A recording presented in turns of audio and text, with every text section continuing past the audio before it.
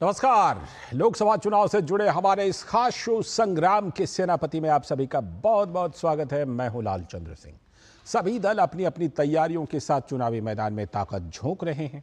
यूं तो हर एक दल के अपने अपने सेनापति भी हैं जिनकी अगुवाई में चुनावी संग्राम लड़ा जाता है। संग्राम के सेनापति में हम ऐसे ही सियासी शख्सियतों के किरदार की पड़ताल करते हैं जिनमें चुनावी चक्रव्यूह को भेदने की क्षमता होती है। ये लोग खास जनाधार होने के कारण जनता जनार्दन में विशेष स्थान रखते हैं। इस खास कार्यक्रम के माध्यम से हम उन बड़े चेहरों की रणनीति और राजनीति को आप तक पहुंचाते हैं जो इस चुनाव में अपने अपने खेमे के सेनापति की भूमिका में है।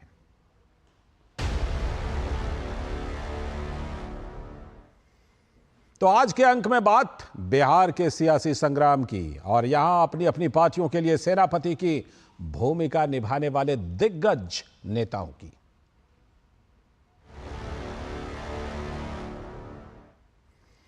बिहार एक ऐसा राज्य जिसका सियासी गणित जितना जटिल है उतना ही दिलचस्प भी है। बिगड़ते बनते और बदलते बिहार के सियासी समीकरणों का असर पूरे देश की राजनीति पर पड़ता है। तो वहीं लोकसभा चुनाव से ठीक पहले सूबे के सीएम नीतीश कुमार ने सारे राजनीतिक समीकरण बदलकर सियासी पारा को बढ़ा दिया।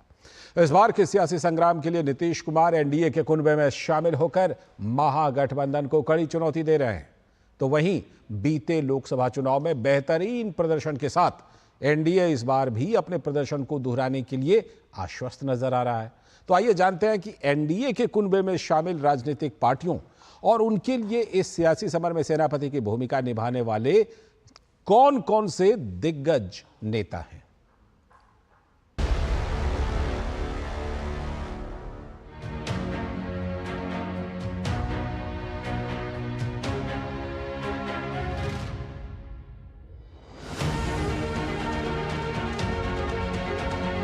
बिहार की 40 लोकसभा सीटों को साधे बिना दिल्ली का रास्ता तय करना किसी भी पार्टी या गठबंधन के लिए आसान नहीं रहा है।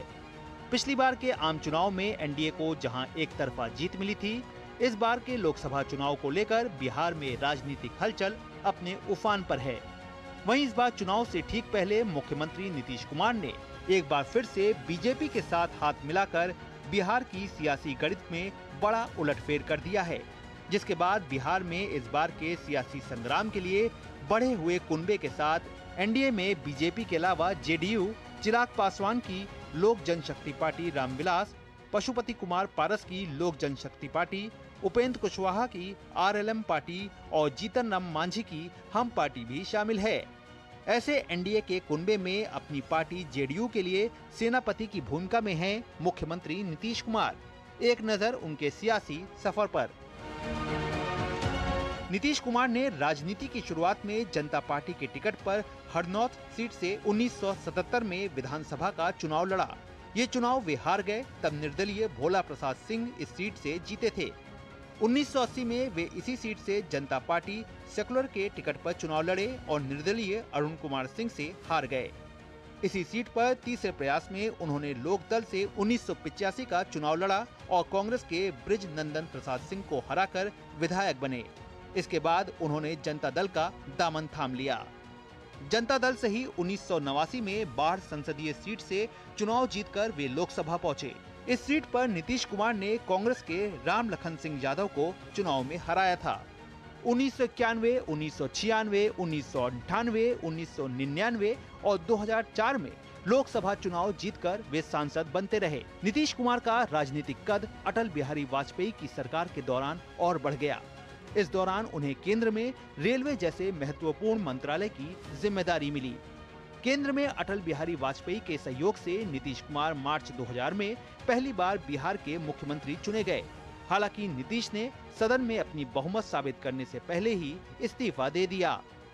2005 बिहार विधानसभा चुनाव में जीत के बाद नीतीश ने एक बार फिर बिहार के मुख्यमंत्री के रूप में शपथ ली। राजद और कांग्रेस के साथ 2015 बिहार विधानसभा चुनाव लड़ने के बाद उन्होंने बिहार के सीएम के रूप में शपथ ली, लेकिन तेजस्वी यादव पर भ्रष्टाचार के आरोपों के कारण महागठबंधन टूटने के बाद उन्होंने 26 जुलाई 2017 को महागठबंधन को समाप्त करते हुए इस्तीफा दे दिया।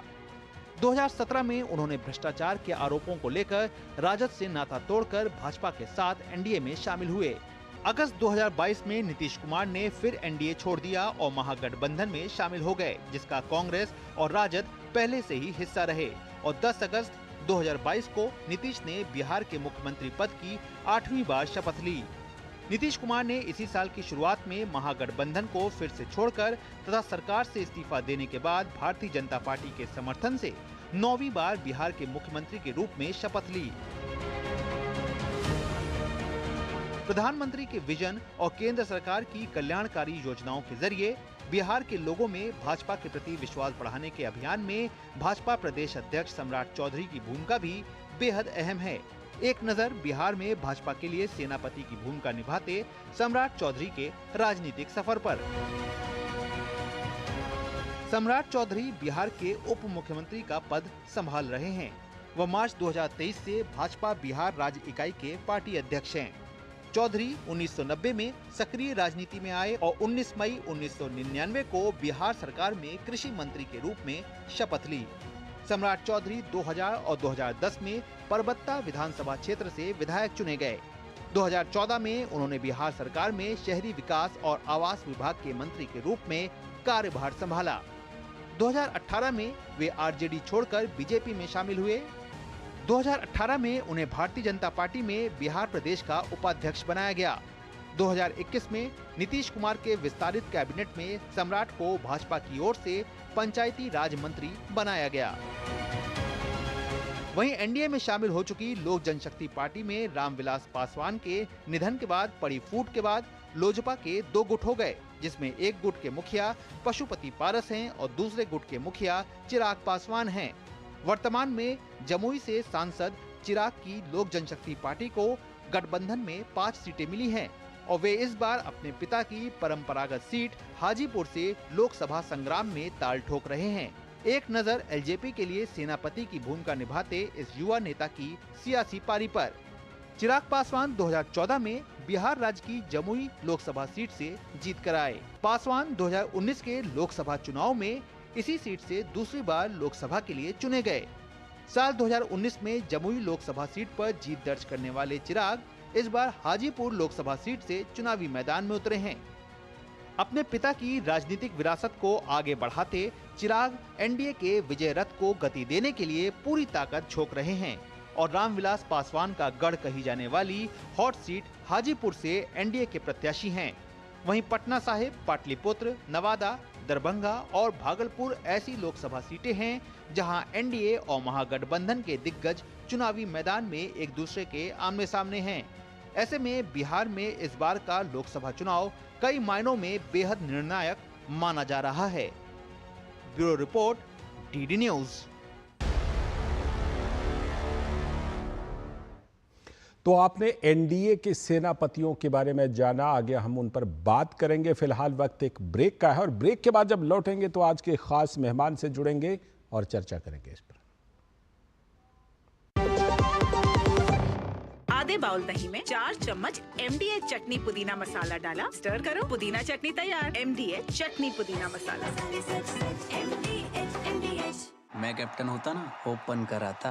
अब हर कोई ओपन करेगा तो मैच कौन क्लोज करेगा? तो भाई साहब, अब कोई किसी की लाइफ में आग नहीं लगा पाएगा। समर कूल, जो हर दिल करे कबूल। सबका अपने घर का सपना होगा पूरा, ये है मोदी की guarantee.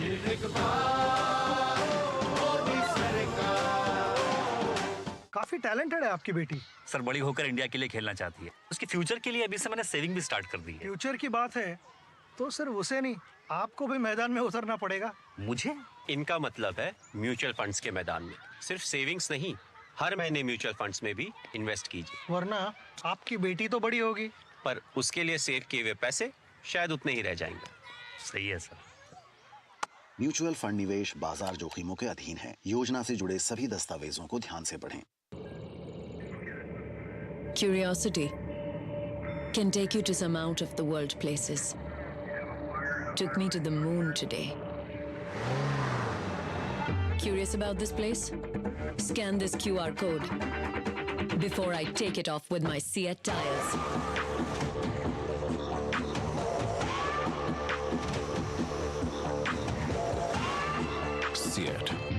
crafted for the curious. MDH का किचन किंग किचन में हो तो हम सब कुछ बना सकते हैं। बैंगन का भरता, आलू गोभी, भिंडी मसाला और भी बहुत कुछ। MDH। स्वागत है। ब्रेक के बाद आप देख रहे हैं संग्राम के सेनापति। आज बात कर रहे हैं बिहार की। हमारे साथ अभय कुमार जी, चुनाव विश्लेषक, खास मेहमान के तौर पर जुड़ चुके हैं। उनसे जरा और विस्तार से चर्चा करते हैं। अभय जी, बहुत बहुत स्वागत। बिहार में हमने एनडीए के सेनापतियों की बात की। हम जानते हैं कि लंबे समय तक वहां पर बीजेपी के एनडीए के सेनापति सुशील मोदी जी थे, जो कि अब स्वर्गीय हो चुके हैं, अब वो नहीं रहे।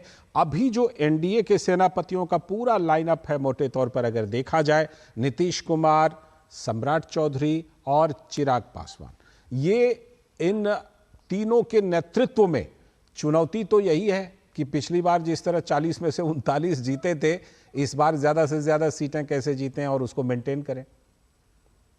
बिल्कुल, आपने बिल्कुल सही कहा कि अगर हम एनडीए की बात करें तो एनडीए में अभी सुशील मोदी जी का ये हो गया है, इंतकाल हो गया है, तो अभी के समय में, लेकिन नरेंद्र मोदी और अमित शाह बिहार में इतना ध्यान दे रहे हैं, इतना समय दे रहे हैं कि आप मान के चलिए कि एनडीए में जितना रोल बिहार में नीतीश कुमार जी दे रहे हैं, उतना ही रोल कहीं ना कहीं नरेंद्र मोदी और अमित शाह भी दे रहे हैं। तो कहने का अर्थ है कि बिहार में एनडीए के लिए बीजेपी या एनडीए बिहार में कोई कोना नहीं छोड़ना चाहती है कि वह 40 सीट जो पिछले बार आया था वह उसको रिपीट न कर पाए और मैक्सिमम गेन करना चाह रही है।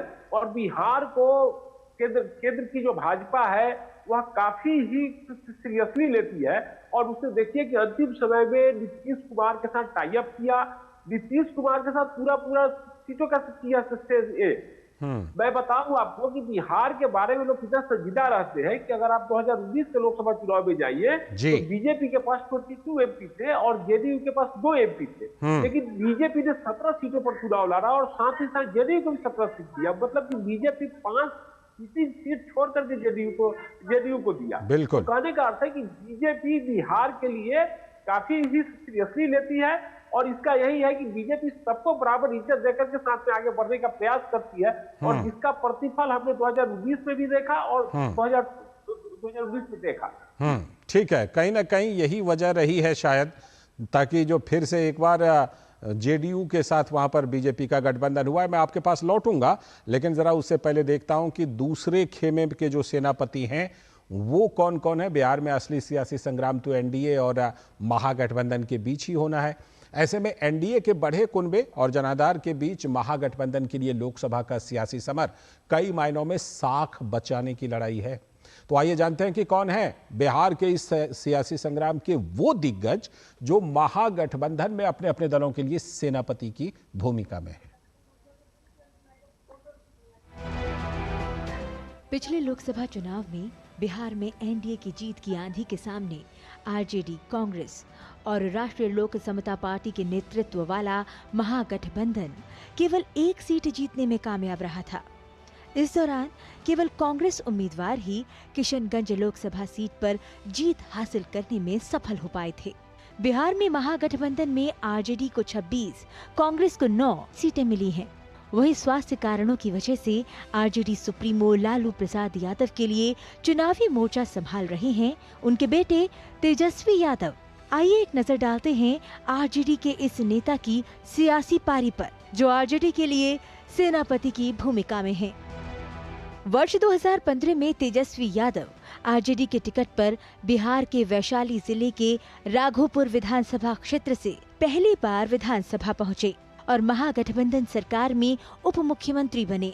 2017 में बिहार के मुख्यमंत्री नीतीश कुमार के महागठबंधन सरकार को भंग कर भाजपा के साथ जाने पर तेजस्वी विधानसभा में विपक्ष के नेता बन गए।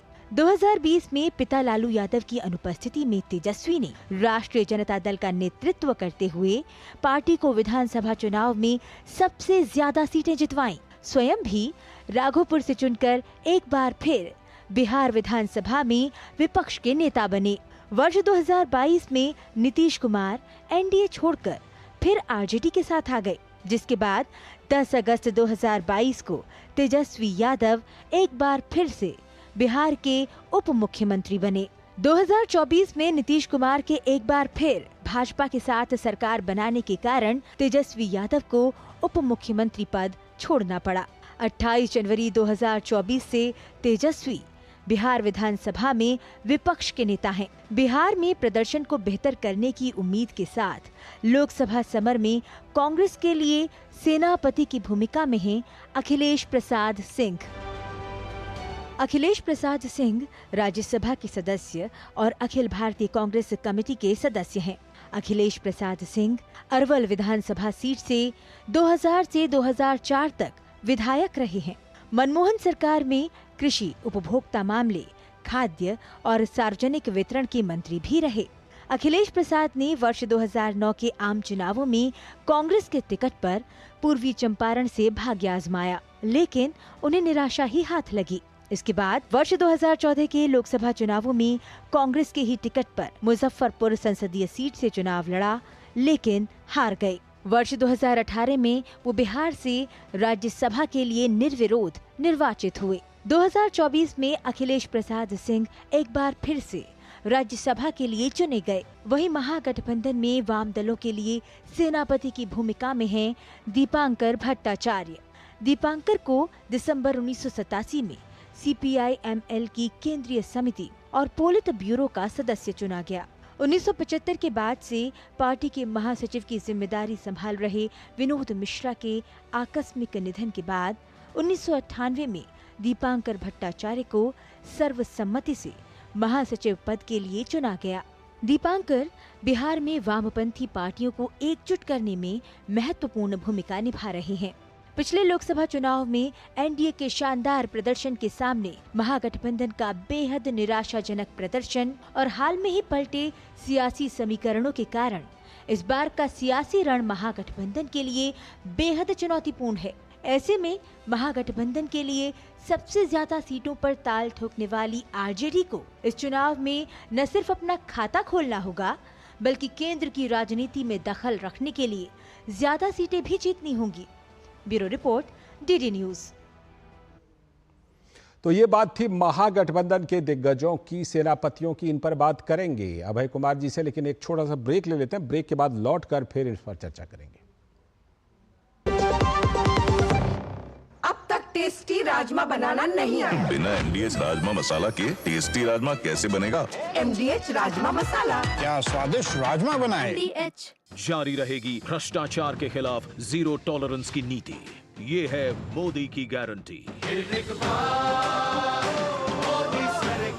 Delivery boy has picked your order. अरे भाई पता है भूख लगी है। 30 मिनट का मैसेज नोटिफिकेशन आया था ना। मैसेज के सारे थोड़ी बैठ सकते हैं। कल आपने कुछ शेयर्स बेचे थे ना? हाँ, तो चेक किया? मैसेज आया तो था। सिर्फ मैसेज काफी नहीं है। आप शेयर मार्केट में कोई भी ट्रांजैक्शन करते हैं ना, तो स्टॉक एक्सचेंज से आए SMS या ईमेल को अपने डीमैट अकाउंट और बैंक स्टेटमेंट के साथ भी टैली कीजिए। बेटा भूख में ना दिमाग बंद हो जाता है।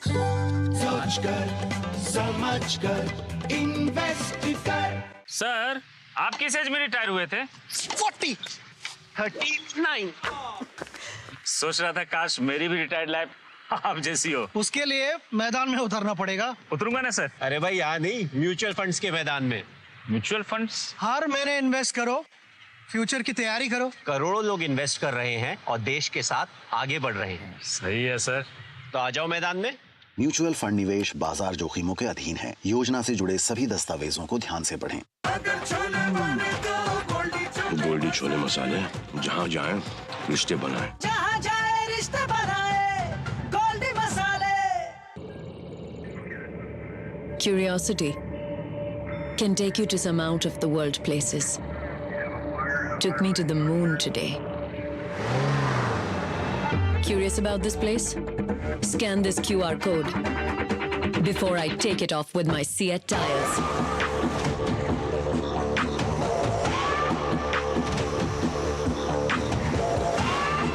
Seat, crafted for the curious. आपकी सुरक्षा है हमारे लिए बहुमूल्य, इसलिए जब भी लें LPG सिलेंडर जरूर कराएं प्री डिलीवरी जांच। आपकी सुरक्षा को और बेहतर सुनिश्चित करने के लिए हर घर में हो रही है रसोई गैस उपकरणों की सुरक्षा जांच। अगर सुरक्षा होस खराब हो तो तुरंत बदलवाएं आपातकालीन स्थिति में कॉल करें 1906। स्वच्छ ईंधन का वादा, सुरक्षित रसोई का इरादा।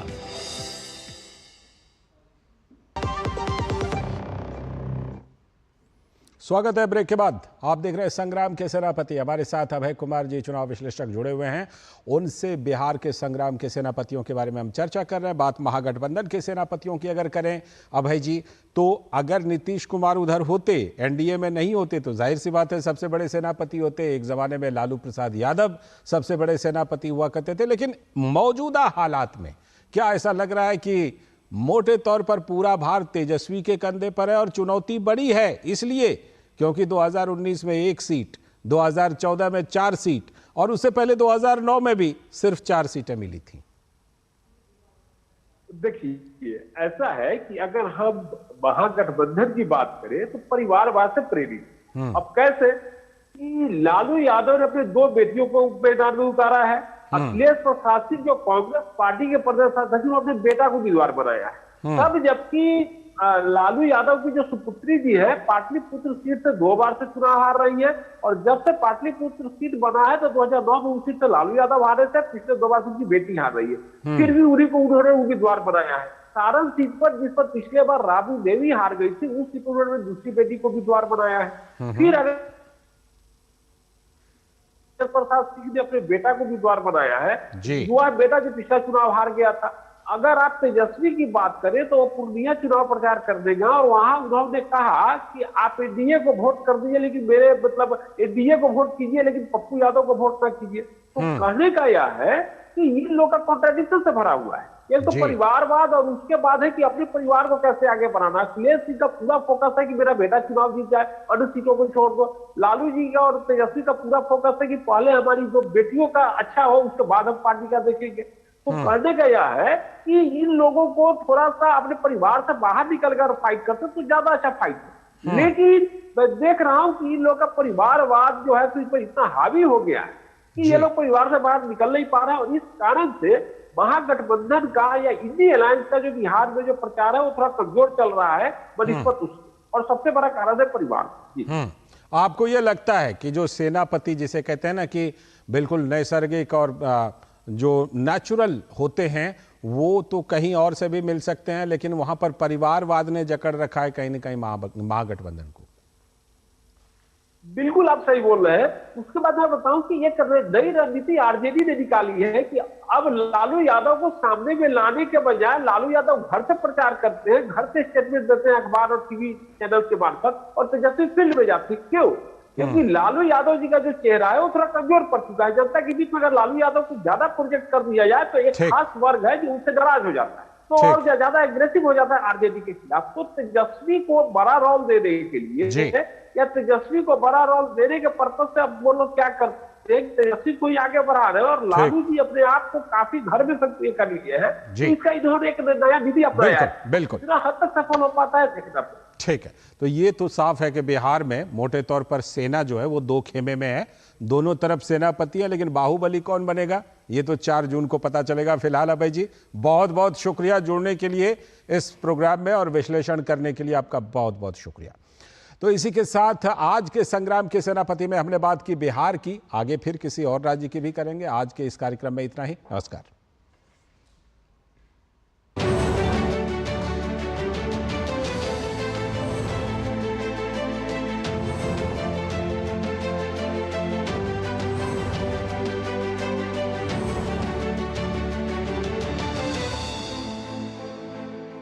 संग्राम के सेनापति के प्रायोजक थे MDH, बढ़िया है, शुद्ध है। MDH मिर्ची, धनिया, हल्दी, असली मसाले, सच। MDH और गैलेंट एडवांस रबर, निर्माण का रियल हीरो।